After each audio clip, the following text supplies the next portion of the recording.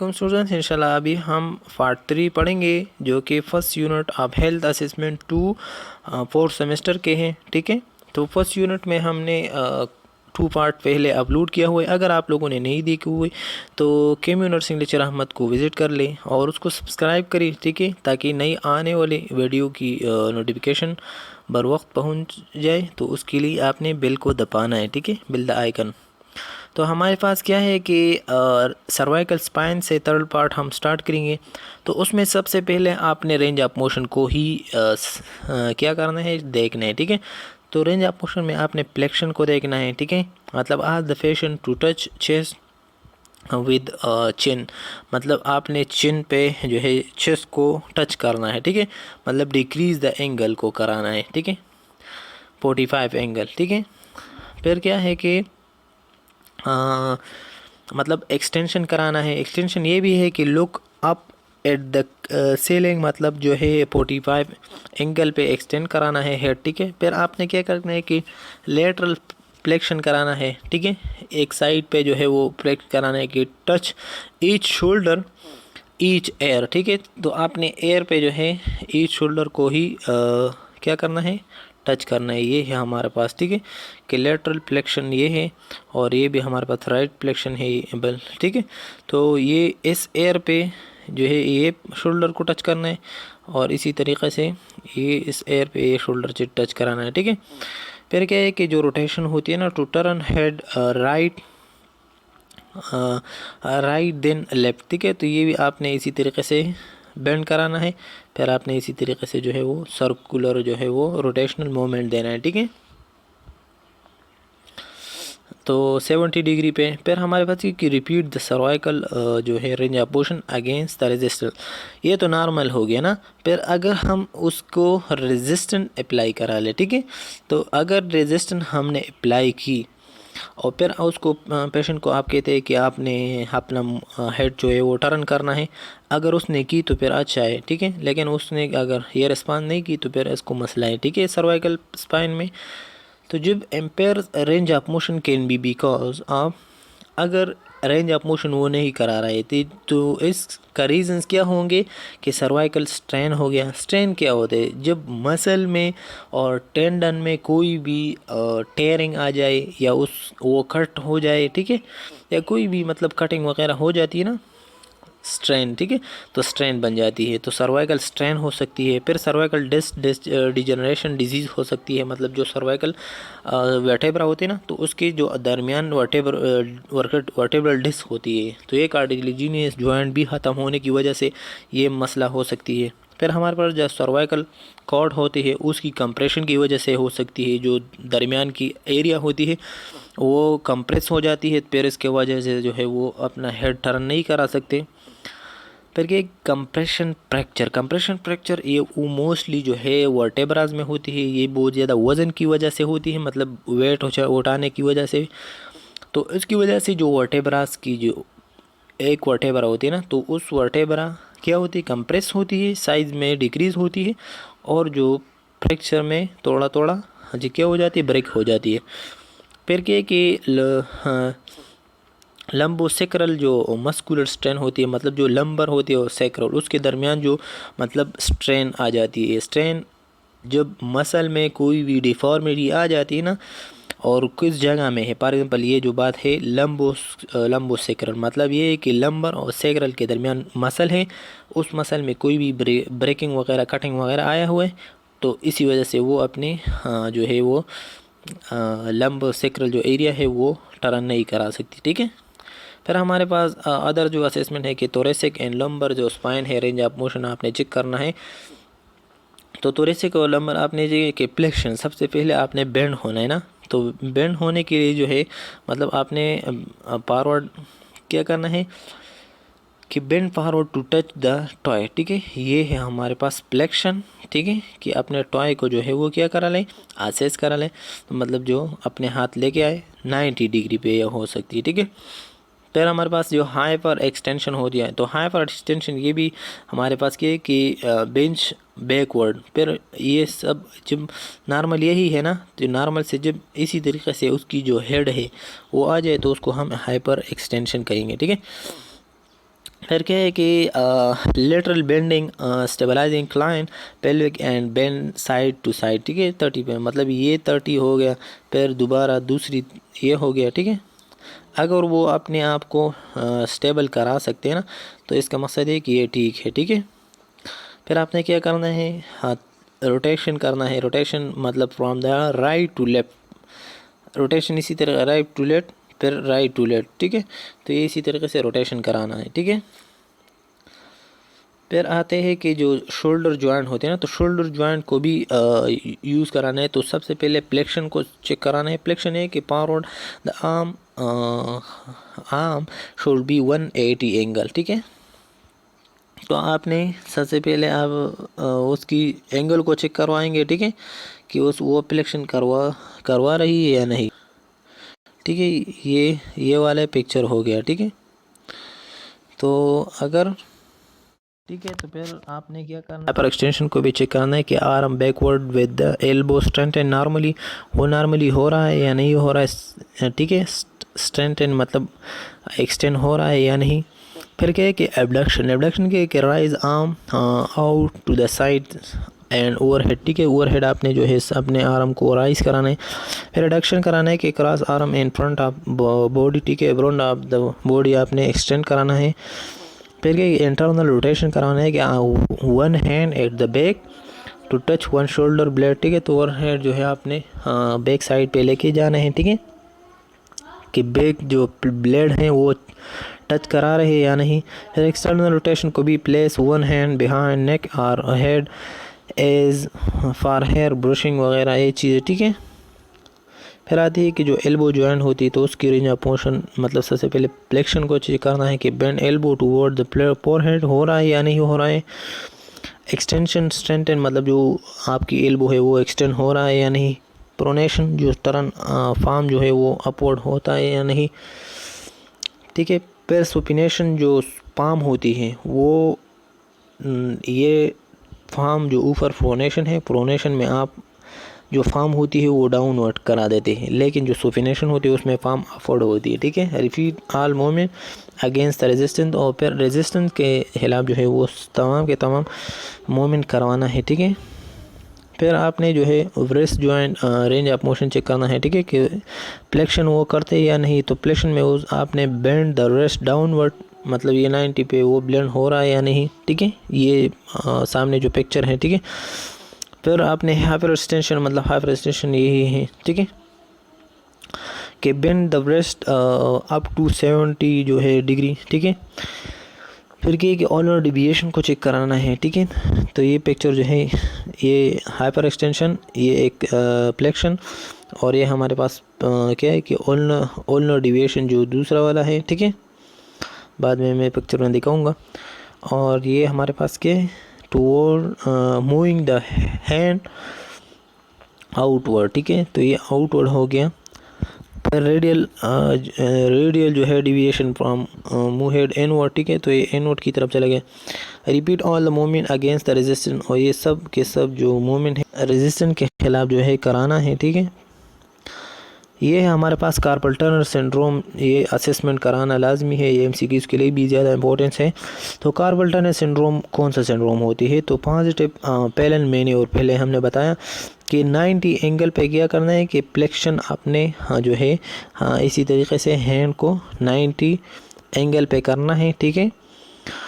Degree to 30 to 60 second reproduce जो carpal tunnel syndrome of the tingling and pain. अगर आपकी finger में tingling मतलब वाइब्रेशन वगैरह या पेन वगैरह आ गया ना, तो फिर आपने क्या करना है, ये आपको कार्पल टनर सिंड्रोम है, ठीक है। तो कार्पल टनर सिंड्रोम पॉजिटिव के लिए जो है फिर पॉजिटिव टेनल साइन होती हैं। तो टेनल साइन वो क्या है कि लाइट परकशन टैपिंग और द मीडियन जो aeration median nerve at the flexion retinaculum accepted और टेंगलिंग एंड सेंसेशन, मतलब जो है pain and needles with distribution of the nerve. देखिए हमारे पास ये कार्पल टनर सिंड्रोम की प्रोसीजर है कि 90 एंगल पे आपने फ्लेक्स कराना है, फिर आपने 30 to 60 टाइम सेकंड आपने देखना है। अगर वो उसकी टेंगलिंग या पेन वगैरह आ गया ना, तो फिर उसको ये पेलन मैन्योर की कार्पोटेल सिंड्रोम तो हो गया। लेकिन फिर जब हम टेस्ट करते हैं ना तो पॉजिटिव टेनल साइन वो है कि जब मीडियल नर्व क्या होती है, कंप्रोमाइज़ हो जाती है। तो ये इस वजह से होती है। कौन सा, मीडियल नर्व, ये याद रखें इसके लिए, ठीक है। फिर हैंड रेंज ऑफ मोशन को चेक करना है तो फ्लेक्शन में आपने देखना है कि बेंड द फिंगर डाउनवर्ड, ठीक है, 90 एंगल पे। हाइपर एक्सटेंशन होती है कि bend the finger upward 30 angle, ठीक है। Abduction spread the finger apart, ठीक है, मतलब ये आपकी फिंगर जो है वो अच्छी तरीके से ओपन और क्लोज होती है या नहीं, ठीक है। फिर एडक्शन को चेक करना है कि finger mostly touching each other, ठीक है, एडक्शन में, क्योंकि वो एक साथ आते हैं। तो repeat all movement against the resistance, ठीक है। तो ये सब आपने रेजिस्टेंस में चेक कराना है, ठीक है। तो ये है हमारे पास रेंज ऑफ मोशन, और मतलब ये हाइपर एक्सटेंशन और एक्सटेंशन और फ्लेक्शन होती है। ये एबडक्शन है, ठीक है, ये एडक्शन है। ये हमारे पास थंब अगेंस्ट रेजिस्टेंस है, ठीक है। इसको देखो, ये है पिक्चर, ठीक है। फिर क्या है कि थंब जो अपोजिशन है, ठीक है, आपने इसको चेक करना है। फिर क्या है कि एक्सटेंशन को भी चेक करना है, ठीक है, समझ गए स्टूडेंट्स। फिर क्या है कि जो आर्थराइटिस पेशेंट होते हैं ना, तो जो हेबर्डन नोडुल्स या बुशर नोड्यूल्स होते हैं ना, तो हमारे पास आर्थराइटिस में ही होते हैं। किस में, आर्थराइटिस। और कौन से नोड्यूल्स होते हैं, हेबर्डन और बुशर नोड, ठीक है। तो ये दो नेम आपने याद रखने हैं, ये आर्थराइटिस में होती है। हेबर्डन हमारे पास जो नोड्स होती हैं वो जो मतलब जो डिस्टल पार्ट की फिंगर में होती है, ठीक है। इसको देखो, ये इम्प्लाम हुआ है, ठीक है। और फिर जो बुशर नोड्स है वो हमारे पास ये भी है, लेकिन ये मेटाकार्पो पेलेंजियल में होती है, ठीक है। फिर आते हैं कि जो ठीक है, फिर चलते हैं कि ये सब अब हम अभी पढ़ेंगे। तो हिप जॉइंट जो मोशन रेंज ऑफ मोशन होती है, तो flexion rise leg with knee strength, ठीक है। तो 90% आपने जो है अपने लेग्स को जो है स्ट्रेंथ कराना है। पर flexion with knee flex, hip flexion to chest against the abdomen with knee bend 120 degree and lip जो एलिफोस मसल होती है ना, hyper extension up to 15 angle, ठीक है। फिर आपने एबडक्शन को जो है कराना है। फिर move leg away from the mid line and much possible 45 to 50 angle abduction आपने करना है। ये सब अब बार बार करेंगे और हर आर्गन और हर जॉइंट की आप कराते हैं। ये सिंपल इसी तरीके से ही प्रोसीजर होती है, इसमें कोई ये वो नहीं है, ठीक है, आसान है। इसमें वो अच्छी तरीके से अपने इंसान को याद होती है ना। सब आपने बेसिक टर्मिनोलॉजी को जानने के। फ्लेक्शन किसको कहते हैं, एक्सटेंशन, एबडक्शन, रिडक्शन, ठीक है। फिर क्या है कि bringing leg toward mid line is much is possible 20-30। External rotation ये है कि bend knee and turn leg outward. फिर इंटरनल रोटेशन ये है कि एक नी जो है वो bend knee and turn leg inward, ठीक है, अपने इनवर्ड। फिर ये तमाम आपने दोबारा कराना है और जो अगेंस्ट द रेजिस्टेंस करना है। तो ये है हिप फ्लेक्शन और एक्सटेंशन। देखें ये क्या हुआ है कि फ्लेक्शन नी स्ट्रेंथन, इसने स्ट्रेंथन किया हुआ है, ठीक है। और देखें ये एक्सटेंड हुआ है, ऊपर चला गया, ठीक है, तो एक्सटेंड हो गया। फिर क्या है कि जो हिप फ्लेक्शन विद नी क्या कि फ्लेक्स, ठीक है, ये फ्लेक्शन है, डिक्रीज द एंगल, ये इंक्रीज द एंगल, ठीक है। तो इसमें 90 एंड इसमें 120 है, लेकिन ये इंक्रीज हुआ है, ये डिक्रीज हुआ है, ठीक है। फिर क्या है कि एक्सटर्नल रोटेशन यही है कि आपने इसको बाहर की तरफ लेके जाना है, ठीक है, जो पुट होती हैं। और इसी तरीके से जो इंटरनल रोटेशन इसी तरीके से कि ये इंटरनल रोटेशन हुआ, ये एक्सटर्नल रोटेशन हुआ, ठीक है। दो रीजन है ना, ये एक्सटर्नल रोटेशन हो गया जो कि 45, जब हम ये नी जो है इस जगह में लेके आ जाते हैं, ठीक है, इसी तरीक़े से। लेकिन ये हमने इंटरनल रोटेशन किया हुआ है। ये अबडक्शन एडक्शन ये भी अच्छी आसान है, ठीक है। फिर knee joint range of motion हम करवाएंगे तो फ्लेक्शन आपने देखना है कि बेन ईच नी अपवर्ड बटक 130 डिग्री। फिर आप जो हेमस्ट्रिंग ग्रुप ऑफ मसल होते हैं ना, ताई जो होते बाइसेप फ्यूमोरस और टेंडो सीमी टेंडिनियस एंड सीमी मेम्ब्रेनियस, तो ये 3 मसल जब कंबाइन हो जाती है तो उससे हेमस्टर ग्रुप मसल बन जाती है और ये हमारे नी के पोस्टीरियर साइड पे होती है, ठीक है। फिर एक्सटेंशन कराना है कि एक्सटेंशन में आपने मतलब बैक साइड पे होती है पोस्टीरियर, ठीक है। एक्सटेंशन हाइपर एक्सटेंशन सेंटेन on leg and quadricep muscle इसमें इंक्रीज़ होती है, ठीक है, मतलब इन्वॉल्व होती है। एरेक्टस फीमोरस जो जो फीमर की मसल होती है, ये अभी फ्रंट के साइड के जो मसल है उसको हम एंटीरियर साइड कहेंगे, ठीक है। जो vastus medius and lateralis and intermedius, ठीक है। तो ये जॉइंट इसके है। फिर आपने जो बल्ज टेस्ट है, बल्ज टेस्ट ये टेस्ट है, ठीक है, हमने पहले भी बताया आपको लोगों को कि आपने इस साइड पे जो है क्या कराना है, थोड़ा सा प्रेस कराना है और इस जगह पे देखना है, ठीक है, कि वो बाहर की तरफ कोई भी चीज़ आते है या नहीं, ठीक है, पानी वगैरह या लिक्विड वगैरह है या नहीं, ठीक है। फिर आपने ये बोल्टिमन टेस्ट है, ये भी आपने उसकी जो फ्लूइड है वो भी चेक कराना है, ठीक है।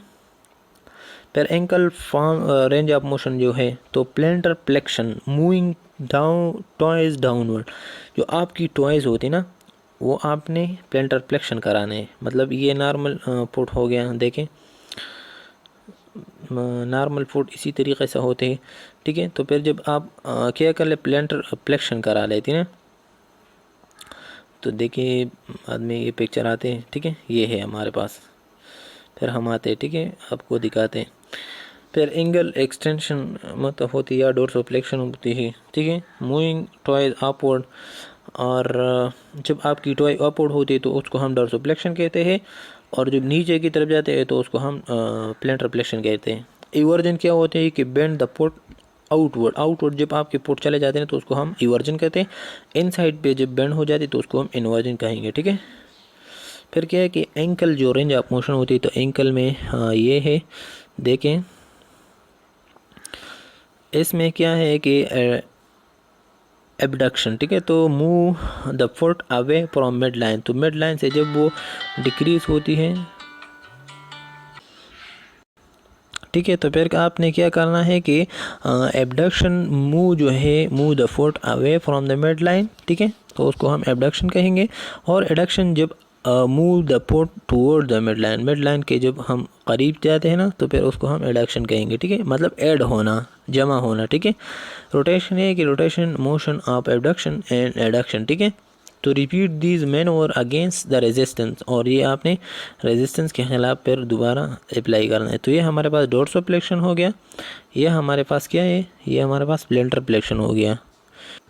फिर आपने क्या करना है कि जो डेवलपमेंटल वेरिएशन होते हैं ना, तो डेवलपमेंटल वेरिएशन में आप देखते हैं कि ज़्यादातर जेनेटिकली जो है ये मसले आ सकती है ना कि न्यू बोर्न जब हो जाती है तो लुक फॉर एबनॉर्मेलिटी, मतलब जो सेमन क्रीज होती है ना, तो सेमन क्रीज, ठीक है, तो फिर आपने क्या करना है जो सेमन क्रीज होती है, ठीक है, उसको देखना है, ठीक है। A single crease across entire palm associated with down syndrome, देखिए जब एक क्रीज होती है तो ये डायरेक्टली किस चीज़ की निशानी होती है, ये हमारे पास डाउन सिंड्रोम की एक सिंबल होती है, ठीक है, और ये जेनेटिकली ही ये मसला आती है, ठीक है,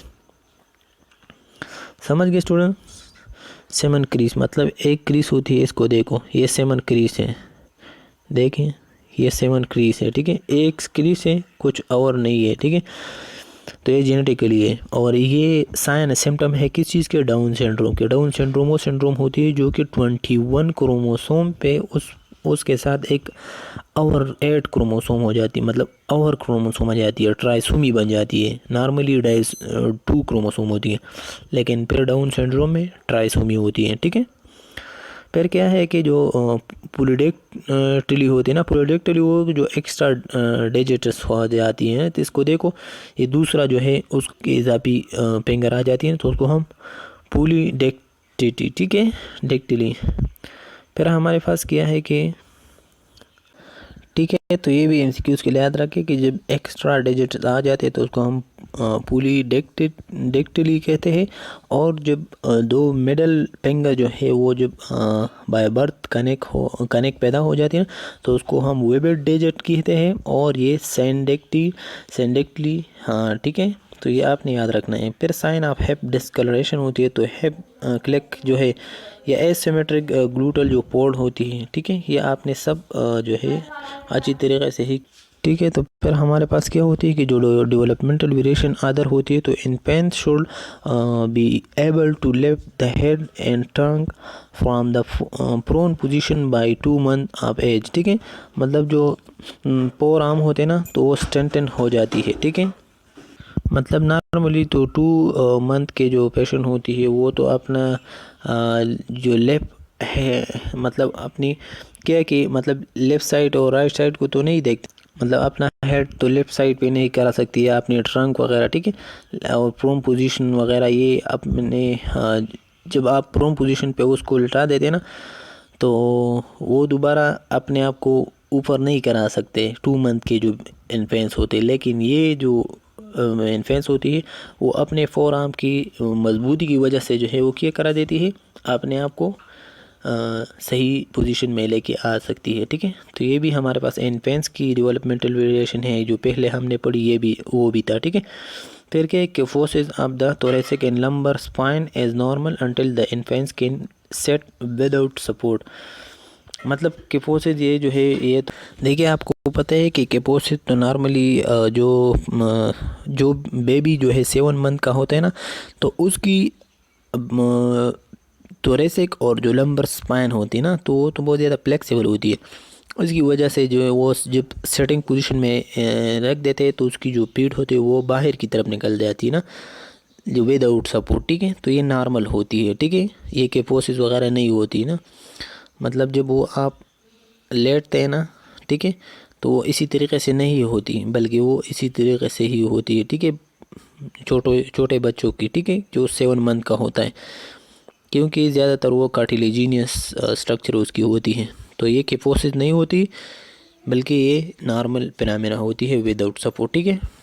all babies are flat potted four, जो 4 पोर्ट होते हैं ना, with should be flexible strengthening with abduction, ठीक है, ठीक है। तो ये हमारे पास क्या है कि बेबी, कुछ बेबी कहते हैं कि उसकी जो प्लेट होते हैं ना पोटेड होती है, ठीक है, फॉरवर्ड की तरफ जो है वो फ्लेक्स होती है, और वो बहुत ज़्यादा स्ट्रेंथन भी होती है, मजबूत भी होती है विद एबडक्शन, ठीक है।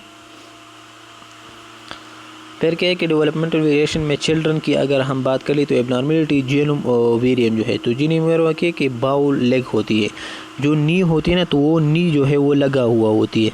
ऐसी तरह फॉर एग्जांपल ये जो है इसकी पेशेंट की पुट है, तो ये इसी तरीके से इसकी जो एक पर्सन है, मतलब उसकी लेग्स है, तो ये लेग्स नी पे जो है वो ज्वाइन हुआ होती है, इसी तरीके से ज्वाइन नहीं, लेकिन वो इसी तरीके से एक दूसरे के साथ टकराते हैं ना, तो इसको हम जीनियो वेरियम जो है बाउ लेग कहते हैं। मैयर distance between knee with ankle are together, जब हम मैयर करते हैं उसकी बिटवीन द डिस्टेंस, तो 2.5 सेंटीमीटर स्पेस मतलब जीनियो वेरियम में होती है, ठीक है। किस जगह में? जो एंकल होती है, ठीक है, मतलब जो नीचे टिबिया और पेबोला की जो कल्किनियस बोन के साथ आर्टिकुलेशन होती है ना, उस जगह के हम बात करते हैं, ठीक है। तो अगर 2.5 सेंटीमीटर स्पेस आपने याद रखना है कि जीनियम वेरिया जो बाउ लेग होते हैं उसमें कितने स्पेस होते हैं? 2.5 सेंटीमीटर, ठीक है। और जीनियो वालगेरस जो होती है, मतलब उसकी जो एंगल होती है वो नॉर्मली इसी तरीके से होती है, उसकी जो ये फुट हो गया, ठीक है, ठीक है। तो उसकी जो नी की एरिया है डिग्री वो बहुत ज़्यादा होती है, मतलब नोक नी उसको कहते हैं, ठीक है। और measure distance between the ankle when knee are together 2.5 centimetre space इसमें भी ही होती है। ठीक है, मतलब ये कि जो जीनियम वीरियम होते हैं वो उसके इसी तरीके से होते हैं ना, तो ये पुट है वो हो गया। ठीक है, तो उसमें इस एंकल के दौरान इस एंकल के बिटवीन 2.5 सेंटीमीटर स्पेस होते हैं, लेकिन ये जो जीनियम वेलगम होते हैं ना, वो जो नी होते हैं ना, तो नी के दरमियान जो है वो क्या होती है 2.5 सेंटीमीटर एरिया होती है। फिर जो एडोलेसेंट की बात की तो मैं है पर स्लाइट केपोसिस एंड राउंडेड शोल्डर। ठीक है, ज़्यादातर जो है स्लाइटली केपोसिस होती है। केपोसिस भी वो कंडीशन होती है जब आपकी थोरेसिक और लंबर जो वर्टेब्रास है ना वो कर्व हो जाती है और बाहर की तरफ प्रोट्रूड होती है। ठीक है, बाहर निकलती है। फिर क्या कि bone growth is complete by age of 20। तो बोन की ग्रोथ एपिफाइसल प्लेट जो होती है, बोन की ग्रोथ जहाँ से होती है ना, वहाँ 20 ईयर में वो क्लोज हो जाती है, कंप्लीट हो जाती है। ठीक है, peak bone mass not until 35। मतलब जो बोन की मास होती है ना वो 35 एज तक वो रहती है। फिर इसके बाद जो है वो उसकी ओस्टियोपोरोसिस वगैरह ये चीज़ें अकर होना स्टार्ट हो जाती है। फिर हमारे पास डेवलपमेंटल ड्यूरेशन में जो प्रेगनेंसी है तो पोस्टरल चेंज आ जाती है, मतलब इंक्रीज लोडोसिस वो कंडीशन होती है जो लंबर होती है ना, फॉर एग्जांपल ये वर्टेब्रास है, ये इसी तरीके से फीमेल होती है क्योंकि उसके अंदर जो है वो मतलब पीठ में इसी तरीके से क्या होती है बेबी वगैरह होती है ना, तो उसकी ये लोडोसिस है। जब लंबर स्पाइन सामने की तरफ जो है वो प्रोट्रूड हो जाए तो उसको हम तो इंक्रीज लोडोसिस एमसीक्यू उसके लिए याद रखें कि प्रेगनेंसी में जो है लोडोसिस हो जाती है। Increase mobility and instability of sclerotic joint. ठीक है, तो फिर क्या कि ज़्यादा मोबिलिटी वगैरह इंक्रीज़ होती है, प्रेगनेंसी वर्डली होती है ना। ठीक है, जब प्रेगनेंसी ज़्यादा हो जाती है टाइम के साथ साथ। ठीक है, फिर क्या है मतलब जब प्रेगनेंसी ज़्यादा हो जाती है ना उसकी वजह से स्क्लेरोटिक जो है वो कंडीशन आ जाती है। स्क्लेरोटिक वो कंडीशन होती है ना जो वर्टेब्रास नॉर्मल वर्टेब्रा तो इसी तरीके से होते हैं ना फॉर एग्ज़ाम्पल, लेकिन जब ये मसला आ जाती है ना फिर वो इसी तरीके से कुछ इसी तरीके से वर्टिब्रेट की स्ट्रक्चर हो जाती है। ठीक है, तो मसला बन जाती है। फिर symptom of carpal tunnel syndrome related to fine detention abate after birth. ठीक है, तो ये भी आपने जो है कार्पल टनल सिंड्रोम एक साइन है किस चीज़ के डेवलपमेंटल वेरिएशन के आपने चेक कराना है। ठीक है, फिर क्या है कि जो ओल्ड एडल्ट होते हैं, ठीक है, तो उसकी डेवलपमेंटल वेरिएशन कैसे कौन से हैं, तो joint ability can be grossly assess by functional, मतलब एक्टिविटी जो डेली लाइफ एक्टिविटी होती है ना, तो आपने उसकी जॉइंट को देखना है कि वो कोई पेन वगैरह हो रहा है उससे कि नहीं। फिर उसकी पोस्चर को भी चेक करना, ठीक है, कि पोस्चर इंक्रीज के फोर्सेस हो रहा है या स्पेशली विद द ओस्टियोपोरोसिस। तो ये एमसीक्यू के लिए याद रखें कि ओस्टियोपोरोसिस में हमारे पास केपोसिस होती है, मतलब जो थोरेसिक वर्टेब्रास होती है वो बाहर की तरफ चले जाते हैं और बहुत वीक होती है। ठीक है, फिर रिडक्शन इन टोटल मसल जो मास होते हैं ना तो वो कम हो जाती है। फिर क्या है कि जो joint and muscle ability have a tremendous extreme among older adult। ठीक है, for example if you do not use if you use to loss it, मतलब जो मसल आप ज़्यादा यूज़ कराते हैं ना वो उसी तरीके से ज़्यादा जो है वो क्या होती है मजबूत होती जाती है। लेकिन if you do not use, अगर वो आप नहीं यूज़ करते यू लॉस इट, मतलब वो आप लॉस करा सकते हैं। ठीक है, तो ये था हमारे पास जो फर्स्ट यूनिट हमने स्टार्ट की थी उसकी। ठीक है, और फर्स्ट यूनिट ख़त्म हुआ। अगर कोई भी क्वेश्चन है तो कमेंट में पूछ लिया करें। ठीक है, तो अगर आपके मिनट्स इंग्लिश जर्मन पे नहीं हो तो सब्सक्राइब कीजिए, बेल आइकन को दबा दीजिए ताकि नई आने वाली नोटिफिकेशन आप लोगों तक बर वक्त पहुँच जाए। ठीक है स्टूडेंट्स, तो ये हमने कवर किया और अगर अगले चैप्टर सीरीज़ हम स्टार्ट करवाएंगे इंशाल्लाह। ठीक है, खुदा हाफिज़, अपना ख्याल रखिए स्टूडेंट।